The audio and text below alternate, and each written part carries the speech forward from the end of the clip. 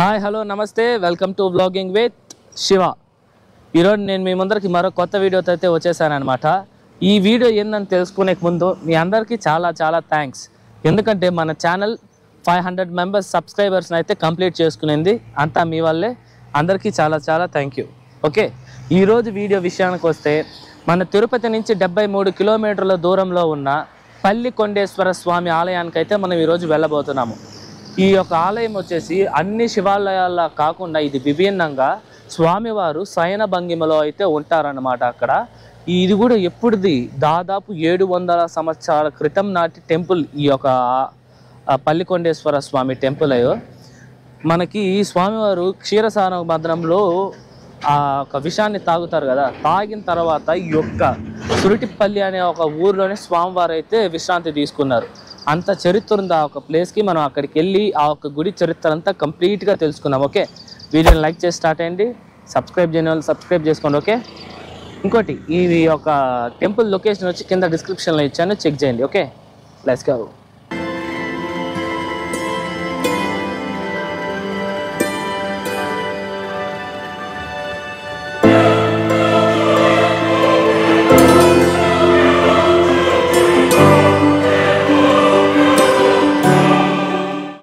ఇదే అండి సురటపల్లిలో ఉన్న శ్రీ పల్లికొండేశ్వర స్వామి వారి ఆలయం. ఈ ఆలయం బయట యొక్క కాంపౌండ్ వాల్ అనమాట ఇది. మనం ఇప్పుడు లోపలికి వెళ్దాము. ఓకే, వావ్, బయట బాగా సౌకర్యంగానే ఉంది. ఫస్ట్ మనం ఇక్కడ బండి పెట్టేసి మళ్ళీ మీతో మాట్లాడతాను. ఓకే, ఇక్కడ మనకి విశాలమైన కార్ పార్కింగ్ మరియు బైక్ పార్కింగ్ తాలూకా ప్లేసెస్ అయితే ఉన్నాయన్నమాట. మీరు చూడొచ్చు. ఒక బైక్ కి అయితే 10 రూపీస్ తీసుకున్నారు. కార్ కి అయితే 50 లేదా 100 రూపీస్ అయితే ఉండొచ్చండి. అన్ని శివాలయాల్లానే ఇక్కడ కూడా స్వామికి నేరుగానే ఇక్కడ మనకి నంది అయితే బయట ఉంది, మనం చూడొచ్చు. ఈ నంది కూడా సుమారు ఒక 9 నుండి 10 అడుగుల ఎత్తులో అయితే ఉంటుందన్నమాట. చాలా అద్భుతంగా ఉంది నంది విగ్రహం అయితే.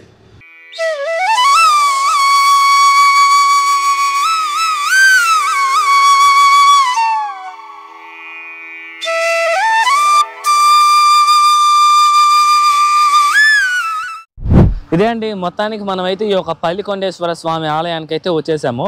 మనం ఆలయం లోపలికి వెళ్ళి ఈ యొక్క ఆలయం చరిత్ర తెలుసుకునే ముందు మన యొక్క టెంపుల్ టైమింగ్స్ అయితే తెలుసుకుందాం. ఈ యొక్క ఆలయం ప్రతిరోజు ఉదయం 6 నుంచి మధ్యాహ్నం 1 గంట వరకు అయితే ఓపెన్లో ఉంటుంది. తిరిగి మధ్యాహ్నం 3:30 నుంచి రాత్రి 8:30 వరకు అయితే ఈ టెంపుల్ ఓపెన్ చేస్తారనమాట. ఇది ఈ యొక్క ఆలయ టైమింగ్స్. మనం ఇంకా లోపలికి వెళ్ళి ఈ యొక్క గుడి చరిత్ర పూర్తిగా అయితే తెలుసుకుందాం. Okay, let's go.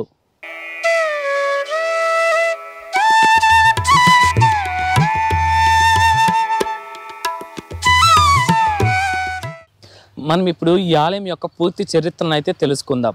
ఈ యొక్క ఆలయం చరిత్ర ఏమంటే మనందరికీ క్షీరసాగర మదనం గురించి అయితే తెలిసే ఉంటుంది. ఆ ఒక క్షీరసాగర మదనం రాక్షసులకి దేవతలకి మధ్యలో జరుగుతుంది. ఎందుకంటే అమృతం కోసం. అలా క్షీరసాగర మదనం ఘట్ట మొదలయ్యేటప్పటికి దేవతలు ఒక పక్క రాక్షసులు అయితే ఉంటారన్నమాట.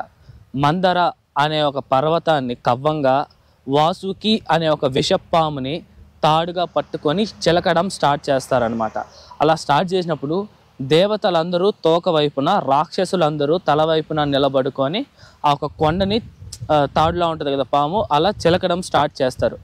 అలా చిలకడం స్టార్ట్ చేసినప్పుడు ఫస్ట్లో దేవతలు రాక్షసులు ఇద్దరు అయితే సమంగా పట్టుకోరు. అంటే ఒకరు ఇటు ఉంటే ఒకరు ఇటు అలా పట్టుకోవడంతో ఆ ఒక కొండ, మీకు చెప్పాను కదా మందర అనే ఒక కొండ, ఆ ఒక కొండ సరిగ్గా నిలవదనమాట. అప్పుడే మహావిష్ణువు వచ్చి కూర్మ అవతారం ఎత్తి ఆ ఒక కొండ దిగుబాగాన నిలబడడంతో తాబేలు పైన మనకి షెల్ ఉంటుంది కదా, ఆ షెల్ కొండనైతే బ్యాలెన్స్ చేస్తుంది. దాని తర్వాత కొండ మళ్ళీ కుదుట పడిన తర్వాత రాక్షసులు దేవతలు ఇద్దరు మళ్ళీ ఆ ఒక చిలకడాన్ని అయితే మొదలు పెడతారు. మొదలు పెట్టినప్పుడు మొదట్లో కాలకూట విషం వస్తుంది. ఆ విషం ఎంత ప్రమాదకరమైందంటే ఈ యొక్క 14 లోకాలని నాశనం చేసే అంత భయంకరమైన విషం. ఆ ఒక విషాన్ని బయట వచ్చిన తర్వాత మనకైతే అమృతం వస్తుంది అనమాట. అప్పుడు దేవతలు రాక్షసులు అందరూ వెళ్ళి ఆ ఒక మహాశివుడిని కోరగా మహాశివుడు వచ్చేసి ఆ ఒక కాలకూట విషాన్ని అయితే ఆయన తాగుతారు. తాగినప్పుడు ఆయన గొంతంతా ఇక్కడ నీలమవుతుంది. అప్పుడే ఆయనకి నీలకంఠుడు అనే పేరు కూడా ఆ ఒక సంఘటన వల్లే వస్తుంది అనమాట. అలా గొంతు మొత్తం కంఠమంతా నీలమైనప్పుడు పార్వతీదేవి వచ్చేసి ఆ గొంతుని పట్టుకున్నప్పుడు ఆ ఒక విషం అయితే కడుపులోకి వెళ్ళదని కొన్ని పురాణాల్లో ఉంటే, మరికొన్ని పురాణాల్లో శ్రీ మహావిష్ణువు సూక్ష్మ అవతారంలో వచ్చి ఇక్కడ పట్టుకొని ఆ ఒక్క విషయాన్ని ఆపారు అని చెప్పి కొన్ని పురాణాల్లో అయితే ఉన్నదన్నమాట. అలా ఆపినప్పుడు విషం అయితే ఆగిపోతుంది. దాని తర్వాత స్వామివారు వచ్చేసి ముల్లోకాలు తిరుగుతారు విశ్రాంతి కోసము. మహాశివుడు అటువంటి వాడికి ఒక కాలకూట విషం అనేది చాలా భయంకరంగా వేధిస్తుంది. అప్పుడు స్వామివారు ముల్లోకాలు తిరిగి ఈ యొక్క సురిటిపల్లి అనే ఒక ఊరికైతే స్వామివారు వస్తారు. ఇక్కడికి వచ్చిన స్వామివారు అయితే అమ్మవారు కూడా వస్తారు. అలాగే అమ్మవారి ఒడిలో స్వామివారు కొంచెంసేపు శయనించి పనుకుంటారనమాట. ఒడిలో ఇలా పనుకుంటారు. అందుకే ఇక్కడ స్వామివారు కూడా గర్భాలయంలో పనుకొని ఉంటారు. స్వామివారు అమ్మవారి ఒడిలో ఆ ఒక కొద్ది క్షణాలే స్వామివారు అయితే పనుకొని ఉంటారు. అలా పనుకొని ఉన్న స్వామివారిని నారదుడు చూసి, స్వామివారు ఈ యొక్క సురటిపల్లిలో పనుకోండేది ఆ నారదుడు చూసి ముల్లోకాలకైతే చెప్తారు, స్వామివారు యొక్క సురటిపల్లిలో పనుకొని ఉన్నారు, ఇక్కడ ఉన్నారు స్వామివారు అని చెప్పినప్పుడు ఆ దేవతలందరూ ఈ యొక్క సురటిపల్లికైతే వస్తారనమాట. ఇక్కడికి వచ్చి ఆ యొక్క స్వామివారిని దర్శించాలని నందీశ్వరుడితో విన్నవిస్తారు. అప్పుడు నందీశ్వరుడు వెళ్ళి స్వామివారికి చెప్పగా స్వామివారు వచ్చి ఆ దేవతలకి, ఋషులకి, మహర్షులకి అందరికైతే స్వామివారు దర్శనాన్ని అందిస్తారు. స్వామివారి దర్శనం చేసుకున్న ఒక దేవతలు అందరూ అయితే ఆనందంతో నృత్యాలు చేస్తారు. అంతేకాకుండా స్వాములు, మునులు, ఋషులు, దేవతలు అందరూ స్వామివారిని కృష్ణపక్ష త్రయోదశి నాడు ఈ యొక్క ఆలయంలో అయితే దర్శించుకుంటారనమాట. అంతేకాకుండా ఈ యొక్క ఆలయంలో మహాశివుడు మనకి పల్లికొండేశ్వర స్వామిగా అయితే దర్శనం ఇస్తారనమాట. ఆ పల్లికొండేశ్వర అనే పదానికి అర్థం ఏంటంటే, పల్లికొండ అంటే పనుకొని ఉన్నాడు అనేది తమిళ్లో అర్థం అనమాట. ఈశ్వర అంటే శివుడు, పల్లికొండేశ్వర అంటే పనుకొని ఉన్న శివుడు అని అయితే అర్థం అనమాట. ఓకే, ఈ ఊరికి పేరు ఎలా వచ్చిందంటే, సురులు అంటే దేవతలు దిగి వచ్చిన ప్రదేశం ఈ ప్రదేశం. అందుకు ఇది సురపల్లిగా అయితే పిలువబడింది. కాలక్రమేణా సురపల్లి కాస్త సురట్టిపల్లిగా అయితే మారిందనమాట. అంతేకాకుండా ఈ యొక్క ఆలయం ప్రపంచ భూమండలంలోనే ఒకే ఒక ప్రదోష క్షేత్రం అని అయితే చెప్తారనమాట. ముందుగా మనం ప్రదోషం అంటే ఏందో తెలుసుకుందాం. ప్రతి నెలలో మరియు ప్రతి పక్షంలో త్రయోదశి అంటే చంద్రపక్షంలోని 13వ రోజు, అలాగే ద్వాదశి చంద్రమాన పక్షంలోని 12వ రోజు, ఈ 2 రోజు ముగింపుతో కలిసే సమయాన్ని ప్రదోషం అని అయితే అంటారనమాట. ఐ హోప్ ఈ యొక్క ప్రదోషానికి మీనింగ్ మీకు అర్థమైంది అనుకుంటున్నా. ఈ యొక్క టాపిక్ కొంచెం డీప్గా ఉన్నా కూడా మంచి ఇన్ఫర్మేషన్ అయితే ఉంటుంది. మీకు ఒక టాపిక్లో ఏ డౌట్ ఉన్నా అయితే నాకు కమెంట్ చేయండి, మీకు రిప్లై ఇస్తాను.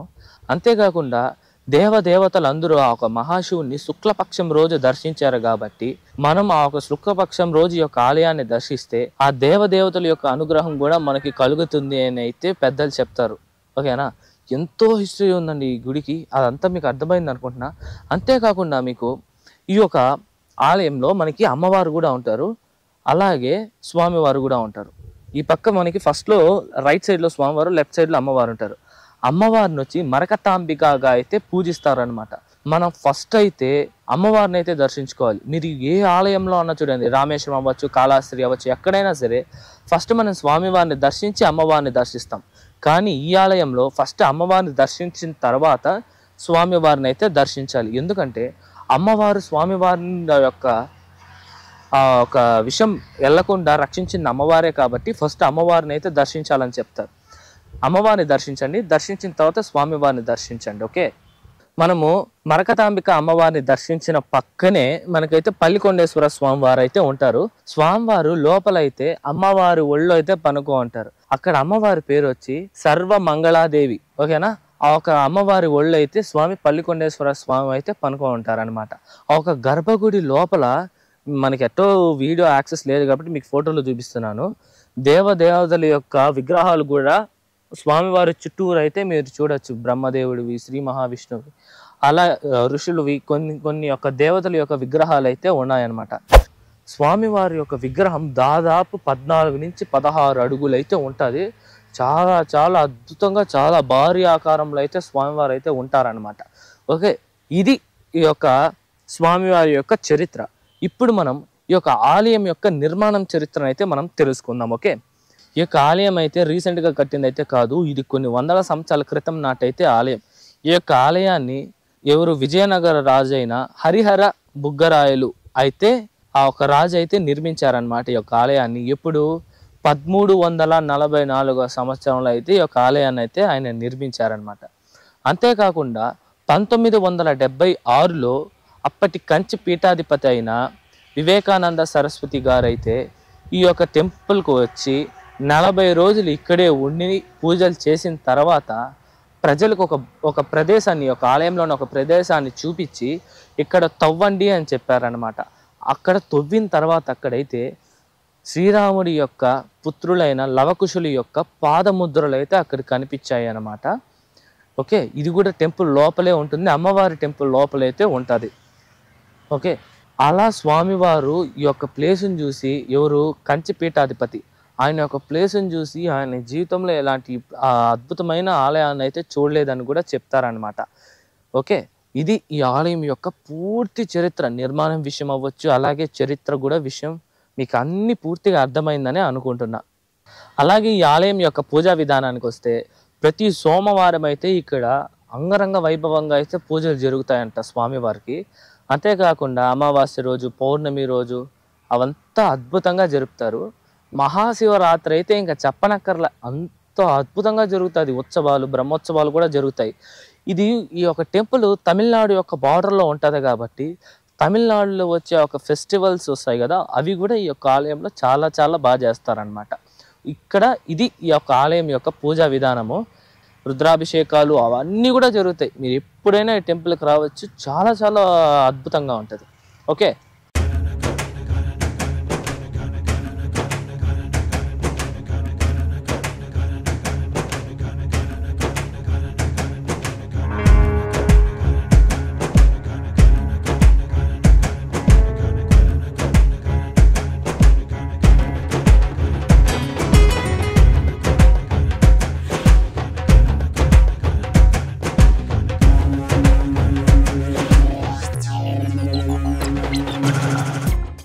ఇదండి వాళ్ళ వీడియో ఎలా ఉంది, నచ్చిందా? నాకైతే ఈ యొక్క పల్లికొండేశ్వర స్వామిని దర్శించుకోవడం చాలా చాలా ఆనందంగా అయితే ఉందన్నమాట. నేను అప్పుడెప్పుడో ఒక 7-8 ఇయర్స్ బ్యాక్ అయితే నేను ఈ యొక్క ఆలయానికి అయితే సందర్శించాను. దాని తర్వాత ఈరోజు ఈ యొక్క ఆలయానికి వచ్చి స్వామివారిని అయితే దర్శించింది. ఐ హోప్ ఈ యొక్క హిస్టరీ అవంతా మీకు అర్థమైందని అనుకుంటున్నా. ఓకే, ఈ యొక్క హిస్టరీలో మీకు ఏ డౌట్ ఉన్నా సరే నాకు పక్కా కమెంట్ చేయండి, నేను మీకు పక్కా రిప్లై ఇస్తాను. ఓకేనా? ఇంకొక చిన్న విషయం, అదేంటంటే ఆల్రెడీ మన ఛానల్లో రామేశ్వరం సిరీస్ అయితే కంప్లీట్ అయింది, మీరు చూసే ఉంటారు. చూడని వాళ్ళ కోసం చెప్తున్నాను. ఒక సిరీస్లో మీకు A to Z ప్రతి ఒక్క విషయము చెప్పాను. పమ్మన్ బ్రిడ్జ్ గురించి, అలాగే రామేశ్వరం టెంపుల్ యొక్క పూర్తి హిస్టరీ అయితే చెప్పాను ఆ ఒక సిరీస్లో. అంతేకాదు తీర్థాలు, రామతీర్థం, లక్ష్మణ వెల్లుని తీర్థం, Dhanushkodi, you name it, A to Z రామేశ్వరంలో ఏమేమి చూడాలో అన్నీ చూపించాను విత్ హిస్టరీతో సహా. ఓకేనా? ఆ ఒక వీడియోస్ అన్నీ మీరు చూడండి. ఆ ఒక వీడియోస్ తాలూకు లింక్స్ అన్నీ కింద మీకు డిస్క్రిప్షన్లో ఇచ్చుంటాను. అలాగే ఎండ్ స్క్రీన్లో కూడా ప్లేలిస్ట్ ఇచ్చాను. లేకపోతే మన ఛానల్ ప్లేలిస్ట్ ఆప్షన్లో చూసా కూడా మీకు రామేశ్వరం సిరీస్ అయితే మీరు చూడొచ్చు. ఓకే, ఈ యొక్క సిరీస్ చూడని వాళ్ళు చూడండి, అది ఎలా ఉందో కూడా నాకు కమెంట్ చేసి చెప్పండి. ఓకే, ఈరోజు వీడియో ఎలా ఉంది, నచ్చిందా? నచ్చితే లైక్ చేయండి. ఓకే, ఏమైనా డౌట్స్ ఉంటే కమెంట్ చేయండి. మీ ఫ్రెండ్స్ అండ్ ఫ్యామిలీస్కి అయితే షేర్ చేయండి.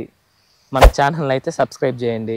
ఓకే, అక్కడే మీరు సబ్స్క్రైబ్ చేసిన వెంటనే అక్కడ బెల్ నోటిఫికేషన్ వస్తుంది, దాన్ని అయితే ఆల్లో పెట్టుకోండి. చాలామంది ఆల్లో పెట్టుకోలేదు, ఒకసారి చెక్ చేయండి. మీరు ఆల్లో పెట్టకపోయింటే ఆల్లో పెట్టుకోండి.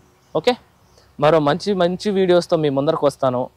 అంతవరకు మీ శివవరప్రసాద్ సైనింగ్ ఆఫ్.